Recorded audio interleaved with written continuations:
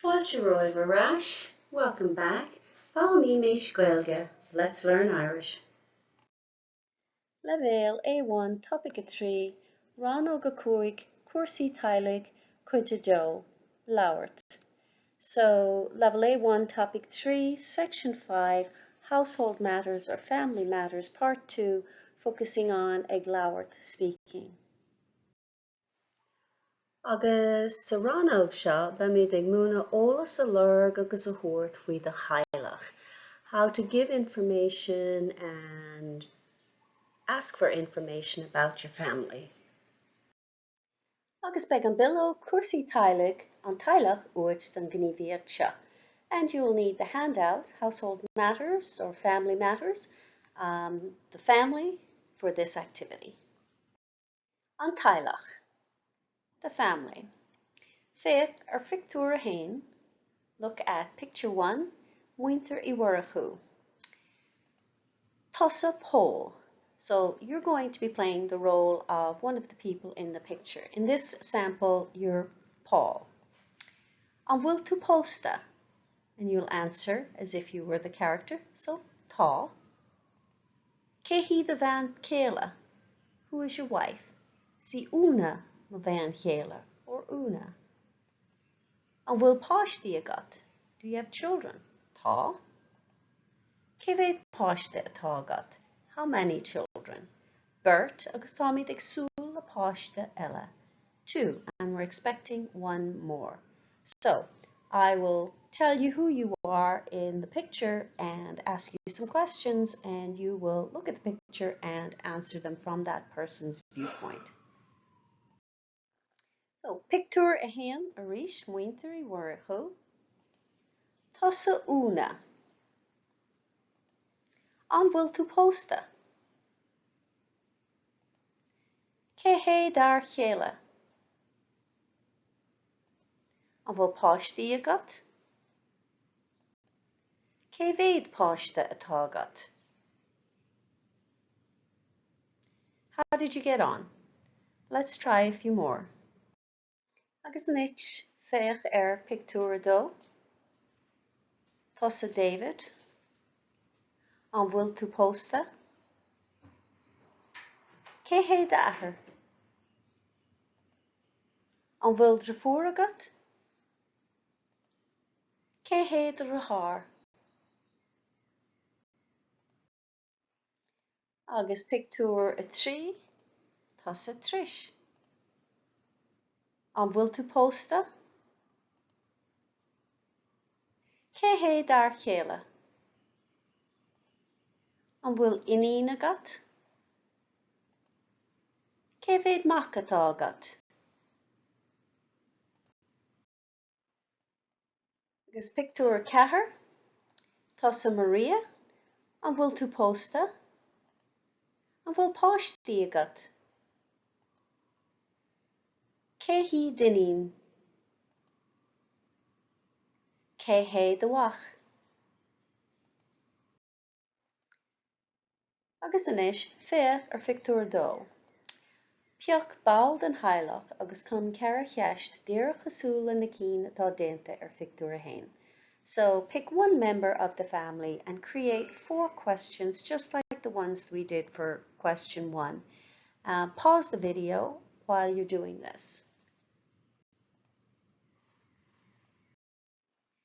Lana Raig le pictiúr 3. Carry on with picture 3. Peach ball den Teaghlach agus chun ceithre cheist cosúil na cín atá déanta agat Hannah. So pick a member of the family and create 4 questions just like the ones that we did before. Again, stop the video while you're working on this. Ceann Dernach and the last one, féach ar pictiúr 4, look at picture 4. Peach ball den Teaghlach agus chun ceithre cheist cosúil na cín atá déanta agat Hannah. So pick a member of the household and create 4 questions just like the ones we did before. Again, stop the video while you're working on this. Ceistena faoi stádas pósta agus faoi páistí. So questions about marital status and children. So beag si ag déanamh cloch de ceistena chur ar dhuine ar ball beag faoi stádas pósta agus faoi fáistí. So you'll be practicing asking people questions about marital status and children in a little while. Ní gádaíomh an éireanna a insint mar a mian live, so you don't actually have to answer the truth for these questions, just, role play. Éist leis an chóra beag seo a lana. So listen to this conversation that follows. The conversations between an fáilimóir, the learner, and an múinteoir, the teacher. An fáilimóir, an bhfuil tú pósta? An múinteoir, tá, an bhfuil tusa pósta. Fáilimóir, níl, tá mé single, an bhfuil páistí agat. An múinteoir, níl páistí ar bith againn, an bhfuil páistí agat féin. An fáilimóir, níl. Éist arís, listen again. Cad a thugann tú faoi deara, what do you notice? Tá differ idir ceist an fáilimóire agus ceist an múinteoire. So there is a difference between the learner's question and the teacher's question. So listen and see if you can pick it out. An fáilimóir, an bhfuil tú pósta? An múinteoir, tá, an bhfuil tusa pósta. An fáilimóir, níl, tá mé single, an bhfuil páistí agat. An múinteoir, níl páistí ar bith againn, an bhfuil páistí agat féin. An fáilimóir, níl. So, úsáidin an múinteoir an éiream treise den oránam nó oránam réamhachlach, mar go bhfuil sé nó sí a chur na ceiste céine ar ais ar an fáilimóir. So the teacher uses the emphatic form of the pronoun or the prepositional pronoun because he or she is asking the learner the question back. So they're putting the question back on the learner. Can bailach and yenter isha in merla. So how do we do that in English? Well, we put an emphasis on it. And do you have children? But in Irish we'll say an bhfuil páistí agat féin or an bhfuil páistí agatsa. Okay, so we're using the emphatic form. And so we'll look at some examples here. We'll ask the initial question and then we'll ask the question in response. An bhfuil tú pósta? An bhfuil tú féin pósta? An bhfuil tusa pósta? An bhfuil páistí agat? An bhfuil páistí agatsa? Or an bhfuil páistí agat féin? Cé bhéad páiste atá agat? Cé bhéad páiste atá agatsa? Cé bhéad páiste atá agat féin? Cé bhéad rathar atá agat? Cé bhéad rathar atá agat féin? Cé bhéad rathar atá agatsa? Agus cé bhéad rafuair atá agat? Cé bhéad rafuair atá agatsa? Cé bhéad rafuair atá agat féin? And you'll notice we pronounced féin, hain in this situation. That's the native way of saying it. It's spelt F-E for the I-N, but we pronounce it as if there's a shevu in it. Began below Cúrsaí Teaghlaigh Cuid dina le uat den gníomhaíoch seo. So you'll need the handout Cúrsaí Teaghlaigh Cuid dina le for this activity. Cluiche, Cuid dina le. So this is a game, cluiche, Cuid dina le, find the person with. So lay an below Cuid dina le go cúramach. So read the handout, Cuid dina le go cúramach carefully. Beggart na barnaí ar an réile a lína isteach trí cheistena a chur ar na daoine sa bhilóg. So you will have to fill in the blanks by asking the people on the handout questions. Cadiad na ceistena a bheith de dhíort chun a task a chur a Grieg. So what questions would you need to complete this task? Mar hampla, an bhfuil X agat, an bhfuil inín agat, an bhfuil trafúr agat. Tóg tamil agus scríobh síos na ceistena a bheith de dhíort. So take some time, stop the video, and write down the questions that you will need. And sin den clachta iad a léamh amach ó sword, and then practice reading them out loud. And then we'll come back to the video and you will get to ask the questions and get some answers so you can fill in the blanks. Agus inis na ceistena. So obviously there's a variety of questions that you could compose to ask this information, but here are some of them. Beirt inínacha, an bhfuil inín agat, cé bhéad inín atá agat. Inín amháin, again, an bhfuil inín agat, cé bhéad inín atá agat. Trúr drafúracha, an bhfuil drafúr agat, cé bhéad drafúr atá agat. Drahar amháin, an bhfuil drahar agat, cé bhéad drahar atá agat. Ceathrar inínacha, an bhfuil inín agat, cé bhéad inín atá agat. Trúr inínacha, an bhfuil inín agat, cé bhéad inín atá agat. Ceathrar mach, an bhfuil mach agat, cé bhéad mach atá agat. Beirt páistí, an bhfuil páistí agat, cé bhéad páiste atá agat. Beirt drafúracha, an bhfuil drafúr agat, cé bhéad drafúr atá agat. Agus inis, éist le na daoine éagsúla ag déanamh cúrsaí ar a gclán, Teaghlaigh, agus líon na Gaeilge isteach leis an eolas a gluaiseann tú. And now, listen to the various people giving a brief description about their families and fill in the grid with the information that you hear. Liam ó Rian. Is mise Liam ó Rian. Tá an pósta le Máire. Tá trúr páistí a gcuin, beirt inínacha agus mach amháin. Cillian mac Diarmaide. Cillian is anam dom. Tá séisir im a Theaghlach. Tá beirt drafúracha agus drahar amháin agam. Síle ní chaháin. Síle ní chaháin an tanam atá ormsa. Tá trúr páistí a gcuin, beirt bach agus inín amháin. Siobhán ní chráda. Is mise Siobhán ní chráda. Tá ceathair sa Teaghlach a gcuin. Tá trúr drafúracha agam. Níl ó chaháin. Mise Níl is tí ifa ma bhain chéile. Tá beirt fáistí a gcuin, inín amháin agus mach amháin. Ímar nic Diarmaide. Ímar is anam dom. Tá ceathair sa Teaghlach a gcuin. Tá drahar amháin agam. Seán ó Brian. Is mise Seán ó Brian. Tá ceathair páistí agam. Ceathair mach. Máire ní Bhriain. Is mise Máire ní Bhriain. Tá an pósta le Dónar. Tá ceathair páistí a gcuine, trúr inínacha agus mach amháin. Áine ní Rian. Is mise Áine. Tá cúigear páistí agam, ceathair inínacha agus mach amháin.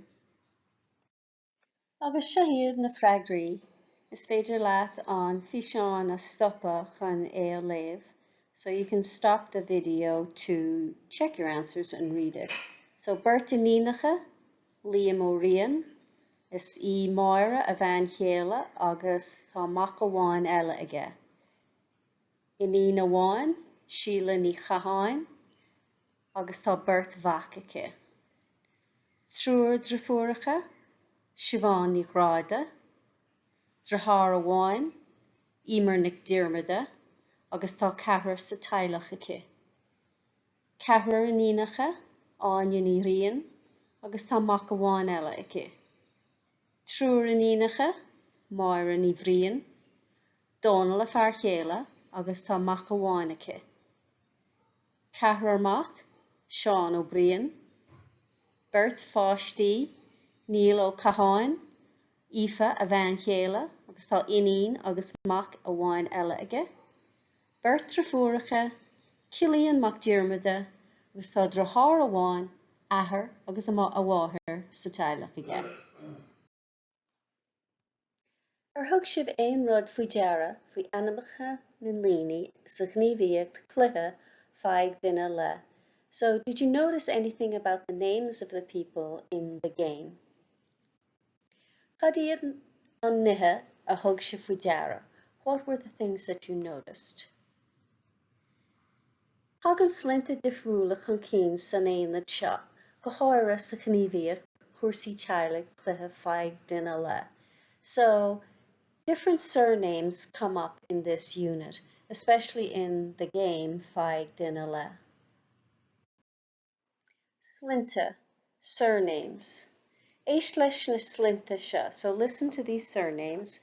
Liam ó Rian, Anya ní Rian, Sheila ní Chaháin, Neil ó Chaháin, Sean ó Brian, Moira ní Bhrian, Cillian mac Diarmada, Emer Nick Diarmada. So is iad na hanamacha céine a bhainneach úsáid astú sa gníomhaíocht cluiche feadh duine le. So these are the same names that we used in the game we just played, or in the activity we just completed.